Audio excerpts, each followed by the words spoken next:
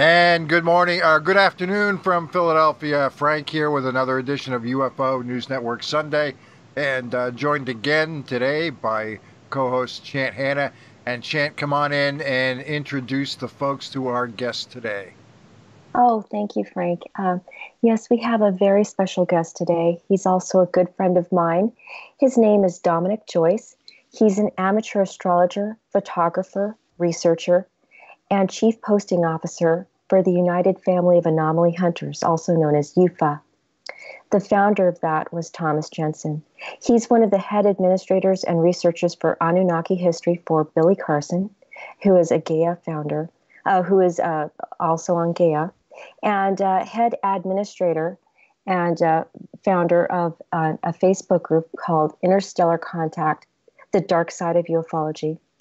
He's an administrator and researcher for UFO X-Files, a group that I founded, and that's a really interesting group along with his group. I recommend everybody go to Interstellar Contact, The Dark Side of UFOlogy on Facebook. He's also done research for Web UFO Believers from 2007 to 2010. Dominic said, "I'm a ufologist and a paranormal investigator. I have interviewed and spoke to many people in the field over the years, and he's gained a database of knowledge.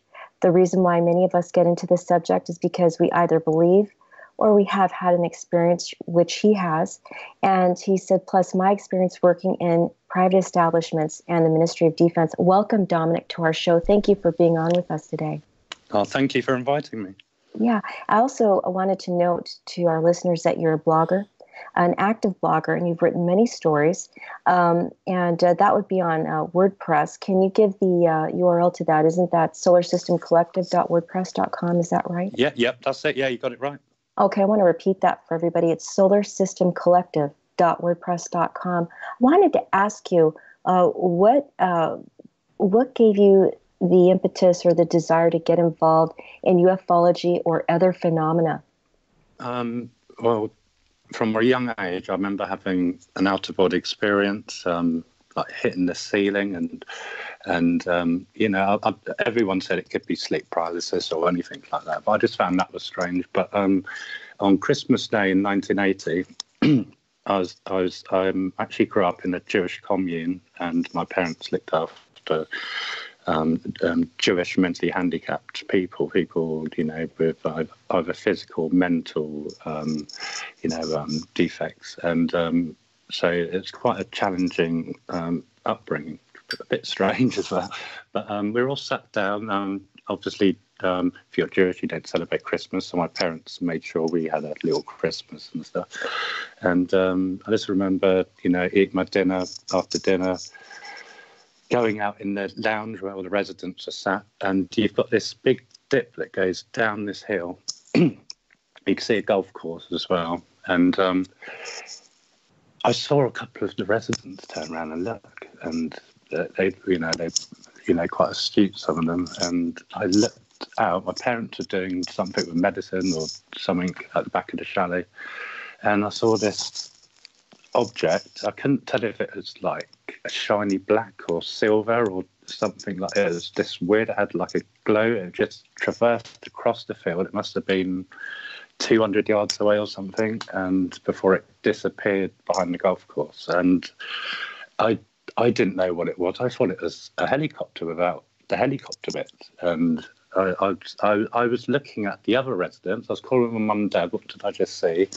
They were just like, "Oh, you don't be silly. I don't know what you saw. You can't see a helicopter without." I was only 7 at the time, and it just really got me thinking. I noticed around the time of Close Encounters, and E.T. was a couple of years later.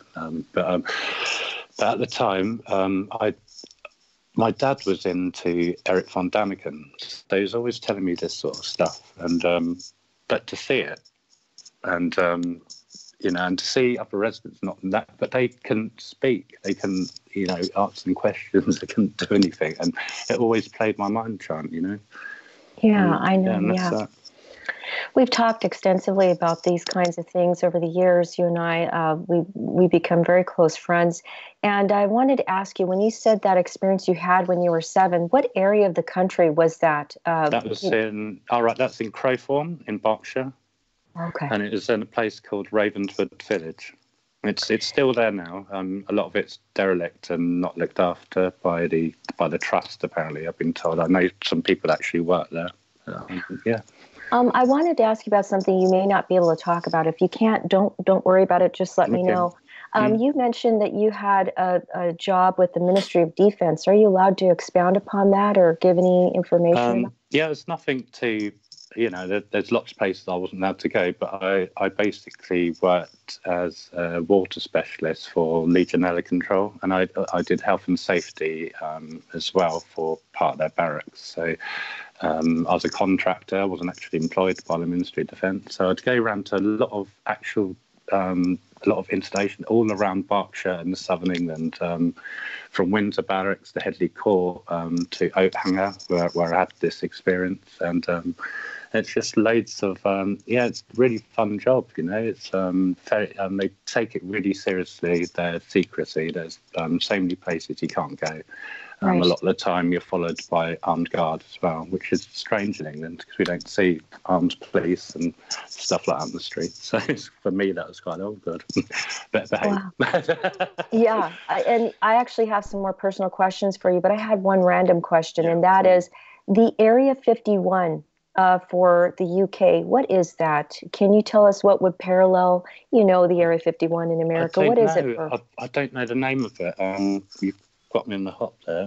It's a place in Farnborough that everyone said that there's like a secret test facility there, and I've seen pictures on, and I've actually driven past it loads of times. It's got a really long drive, but it's people can Google it. So I'm pretty certain it's Farnborough. Probably heavily restricted, I'm sure. I was going to also ask you about a UFO that made you sick after having worked with the Ministry of Defense. Can you tell us a little bit more about that? Yeah, sure. I've done my testing at RAF Oakhanger.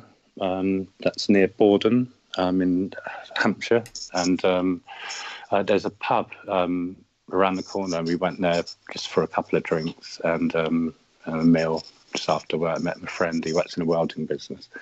And it started to get dark. It must have been, I can't remember the date or time or anything. I do apologise. I just know it was in 2005 because I know when I was working. And it was like a summer, coming to the end of summer. And it must have been about 9 o'clock or something like that. It was getting dark. I only had one drink, by the way. And then I drove home.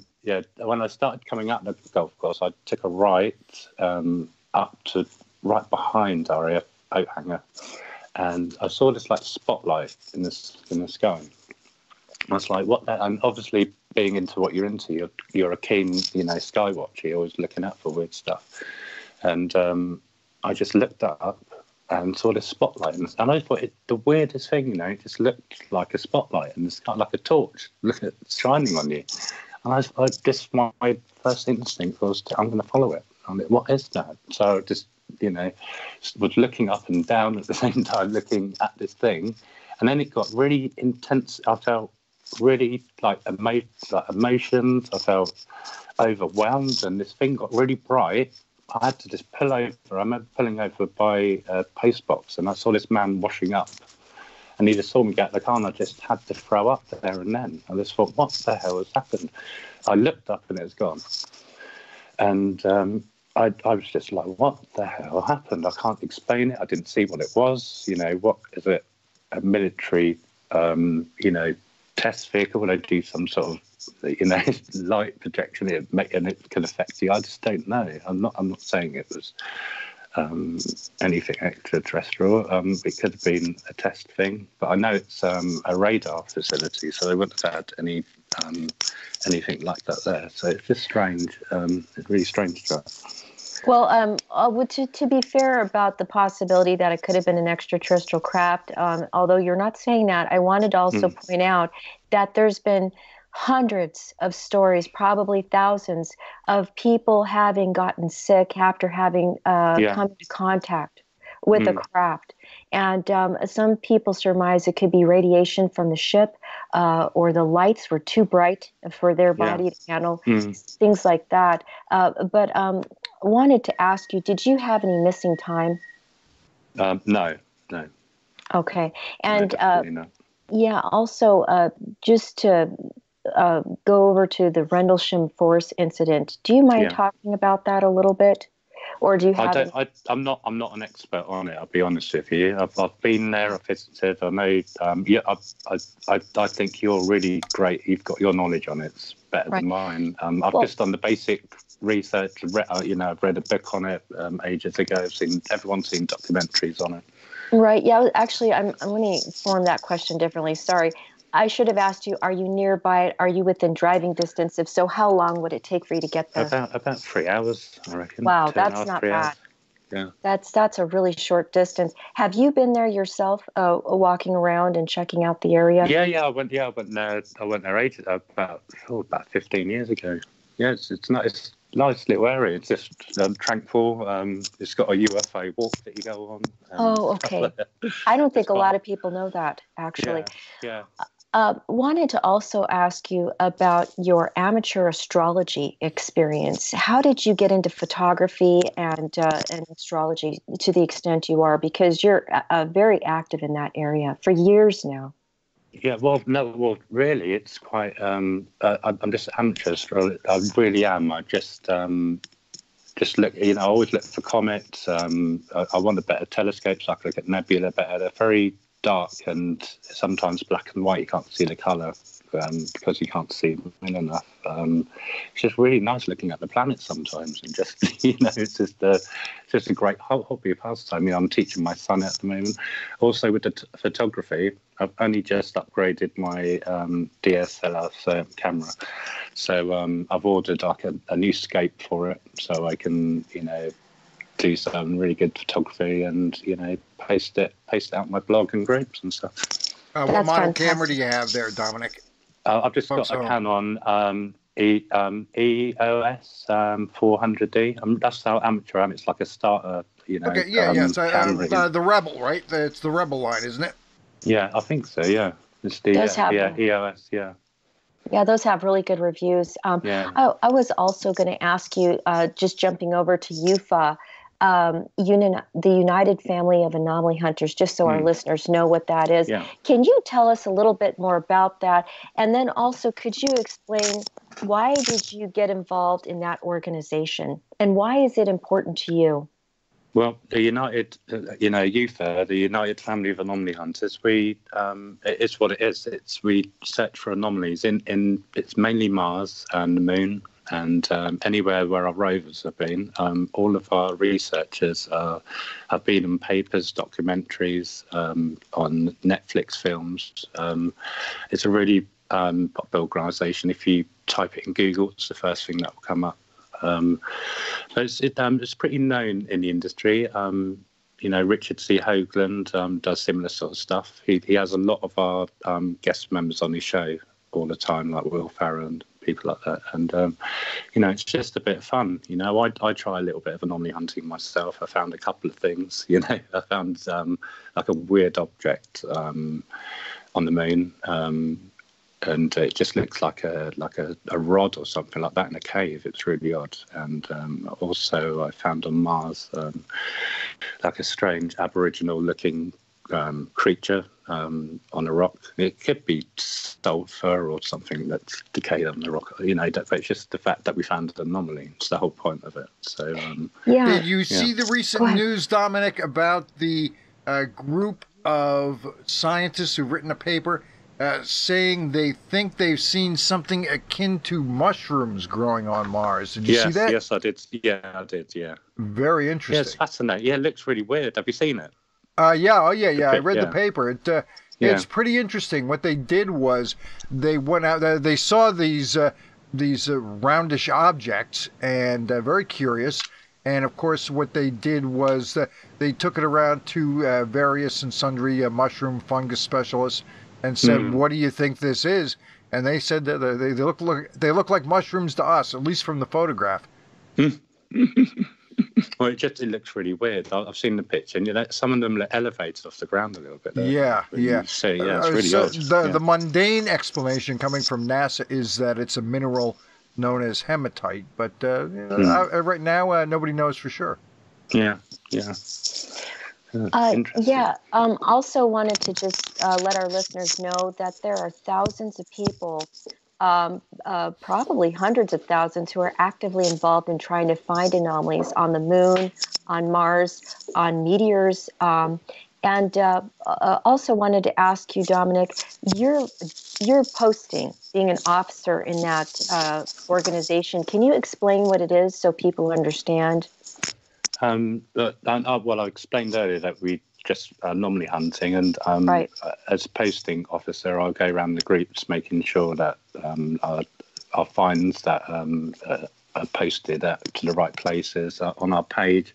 I've just got to update news, and you do admin work and that sort of stuff. Really, Right. Yeah. I'm a small wheel in a big cog. So but it's great. It's a lot of fun. And can you tell us a little bit more about your blog and the kinds of subjects that you cover? Yeah, and anything from UFOs to I'll do paranormal, anything to do with interstellar, space travel. Anything that I'm into. It's just a new blog. It's only a year old, and I've only got like 5 articles on it at the moment. But as you know, Chant, I'm only just starting to peek my head and start in this industry. Like yourself, you're doing really, great things, and it's it just takes time to build stuff up, over time. Yeah, you were mentioning to me earlier about Timothy Good and a certain book. Do you have any information to share about anything you may have discovered through your research? Yeah, through the.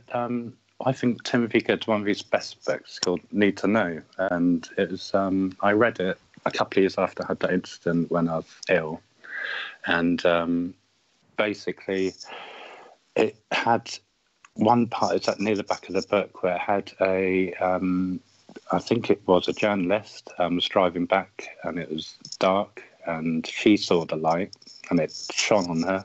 She felt sick. She actually physically felt sick. When she looked, it was gone. That's one story that really profoundly sticks out in that book. So yeah, it's really fascinating.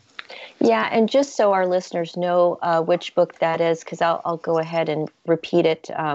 And that is author Timothy Good, Need to Know, UFOs, Military, and Intelligence. It's a really good book, and you can find that really anywhere, including Amazon. Also wanted to ask you a little bit about Eric von Daniken.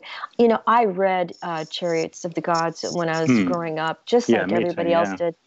My book, in fact, is almost really unreadable, because I've read it so many times. I was going to ask you, did that book make an impact on your life? If it did Whitley Strieber's book and any other books make an impact on you?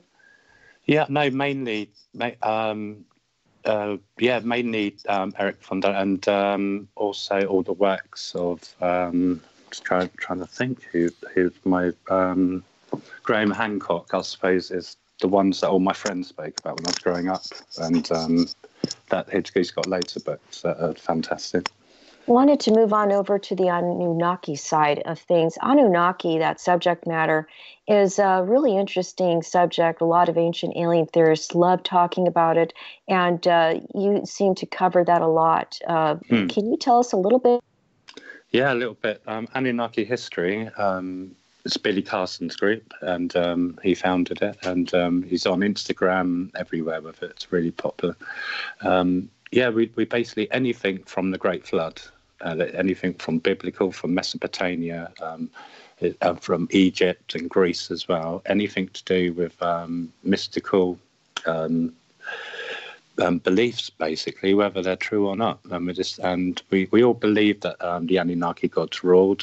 There's the kings list as well that has all the kings that ruled, and a lot of these kings, they ruled for hundreds of years, and it's in the first scriptures that some of the oldest scriptures on Earth, actually, the first written language. So it's really fascinating.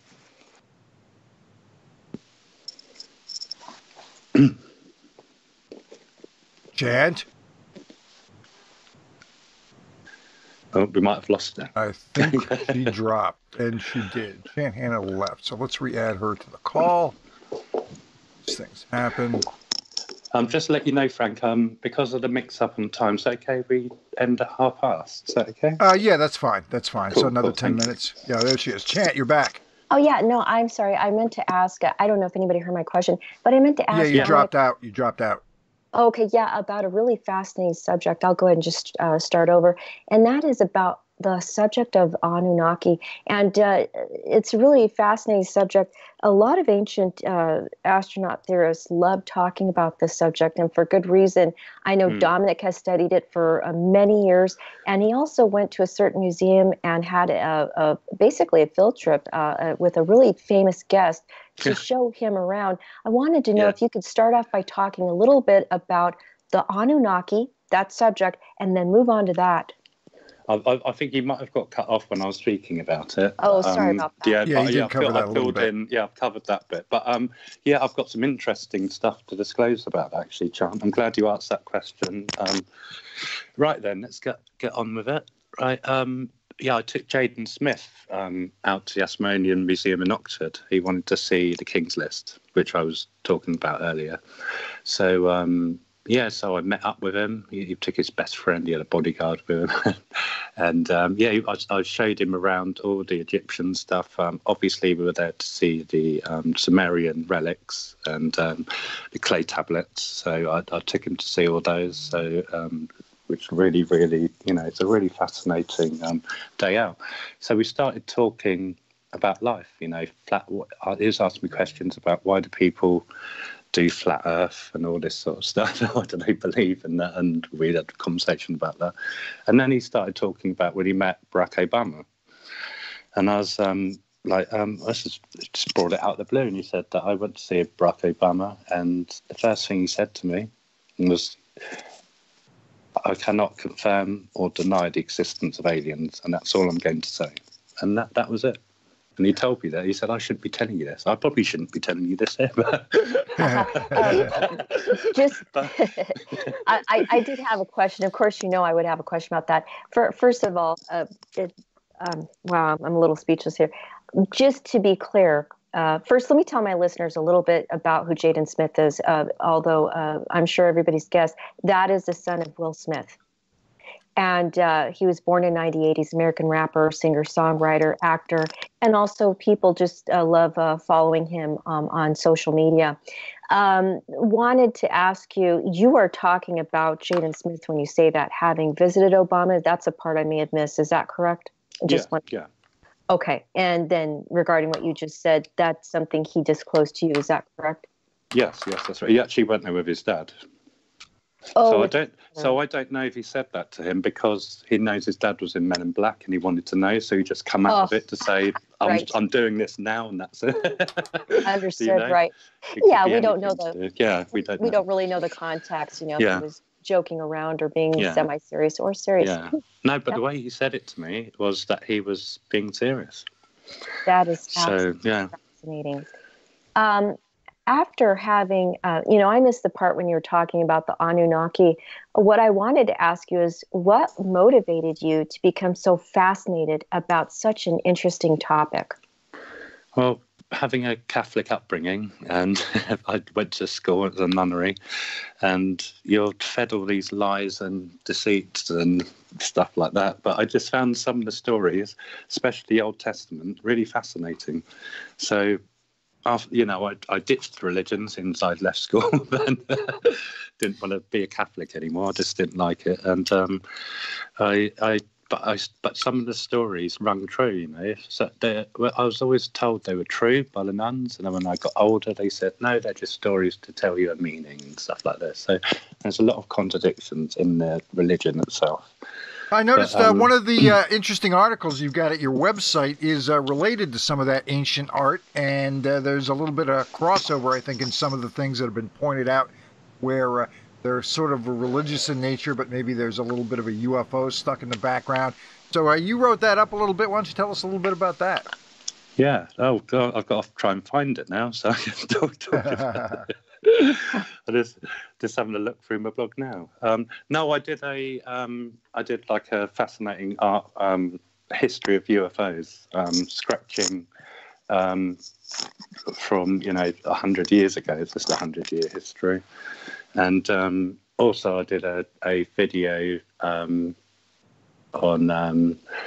the STS-80 incident, which I find is one of the most incredible pieces of footage I've ever seen in my life. It still fascinates me today. Just watching. That's the shuttle flight where the UFO sort of does the right angle, does that real sharp angle turn? Is it that one? Yeah, but it's not that footage that I put on there. It's the footage where these orbs they go into like a hexagon or something, and these like lights. It's like they're showing off for the camera, and then they disappear, and they're all flying around. It's really fascinating. But head over to the blog and watch it. It's really good. It's the full footage as well. You get to see it's unedited from NASA as well, so it's it's really good. And it's just amazing what people say it could be particles or stuff like that, but in no way do they stop, make a formation, and then disperse. It's just it's really cool. Dominic, people like Nick Pope and many others have said that, and rightfully so, that your government may be hiding and for good reason, information about UFOs, in fact, really extraterrestrial information that they may have gathered over the decades. Do you think that it is a good idea for governments to keep some information like that secret and not disclose it to the public? Or do you think the public has a right to know? I think the public has the right to know. I think it's deeply inbred from... I've read stories about Winston Churchill having meetings with President Roosevelt or something about all this, and to cover it up. The Queen's involved. Apparently, Prince Philip is he's a UFO believer, and he's a researcher on it. Apparently, so you can Google that. I've heard that. Going back in the day, I think Lord Mountbatten, before he was killed, was very much into it as well. Yeah, that's a good shout there, Frank. You know more about Britain than me. I don't know about that. But but it's really... I think our military are definitely actively debunking, hiding. I remember this thing about 8 years ago about this woman's horses got mutilated in England, and it's just really weird how what had happened to them. Their bits missing, cut out. The lady, she did an interview on Coast to Coast about it, and the police did not want to have anything to do with it, even though it had evidence of weirdness and stuff like that. They said it's a civil matter, nothing to do with that. So, there's definitely stuff being covered up.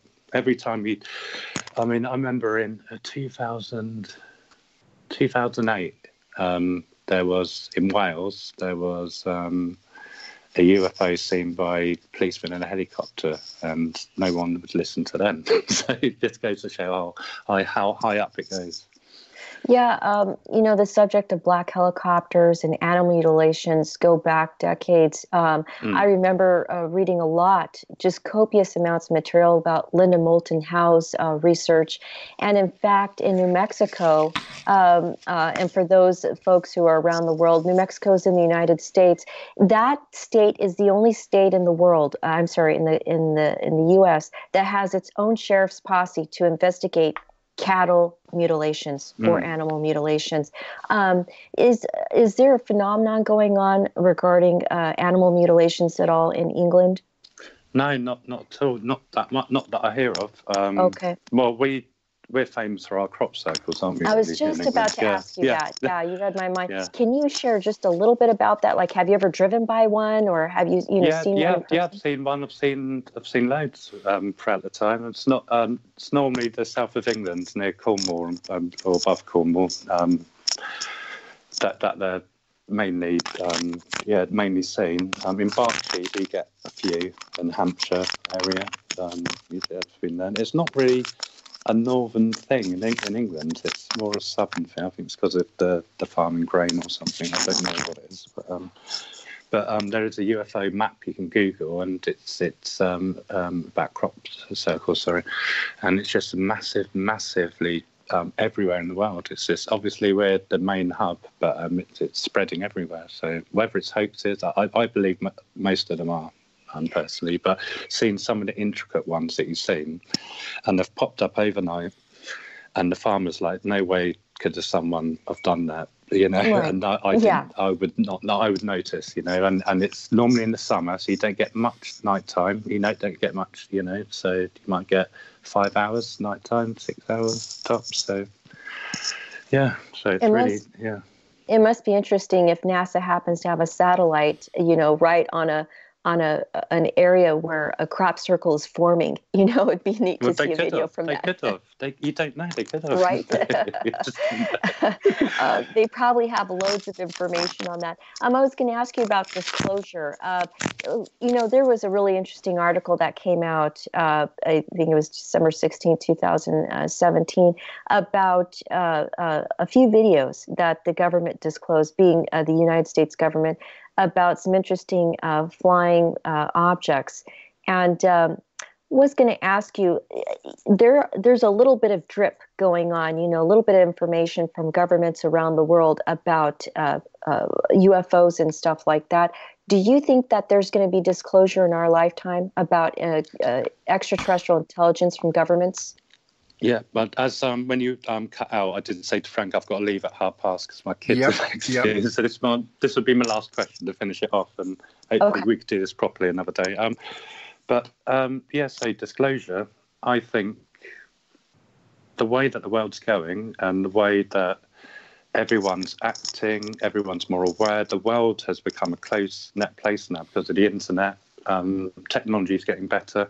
There's only a certain amount of time, and I'm hoping that the government will get proper people in and they will say enough's enough, let's disclose it. But I think it's not the government. I think it's the military, you know, complex, the industrial military complex, whatever people call it.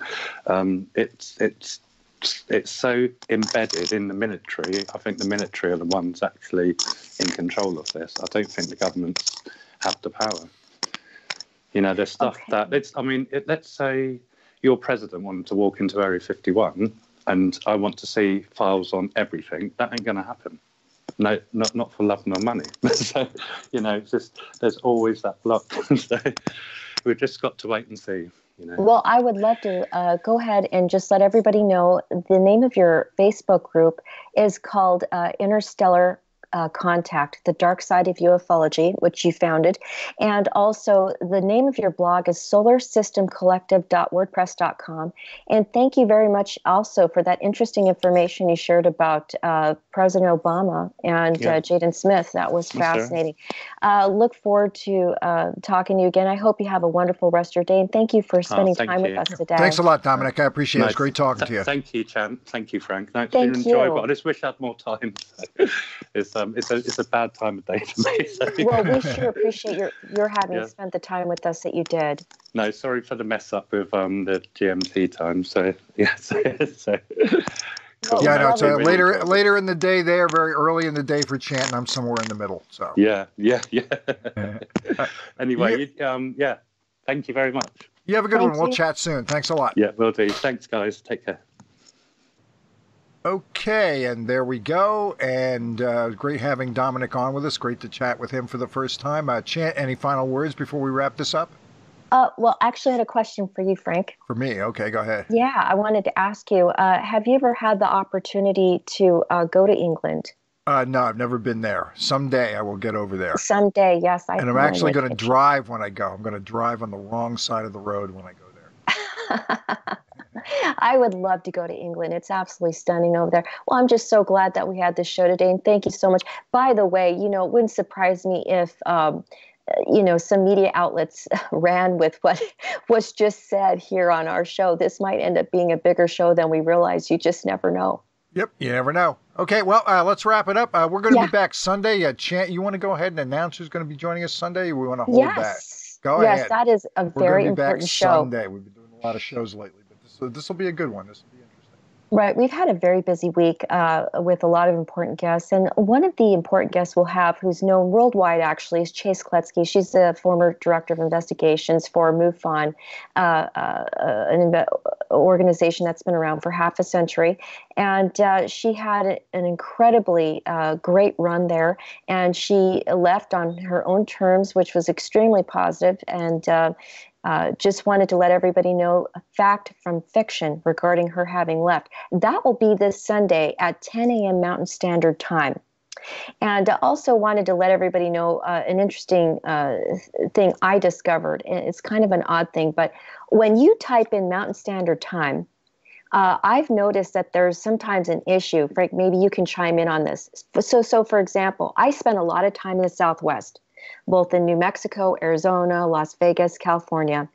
And when I'm in Arizona and I tell people, okay, I'm going to be on at 10 a.m. Mountain Standard Time. Yeah, you know what I was thinking about that. What you can you explain that issue? You know, because there seems to be an issue regarding that. Arizona is one of the few states that doesn't move their clocks forward in the spring and summer and into the fall.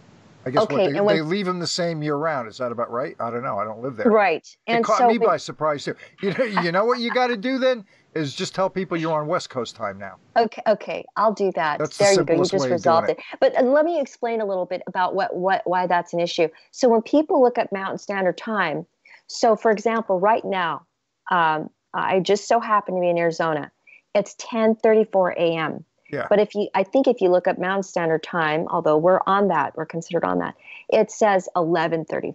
And that is because Arizona is the weird outlier state that does not change its clocks around.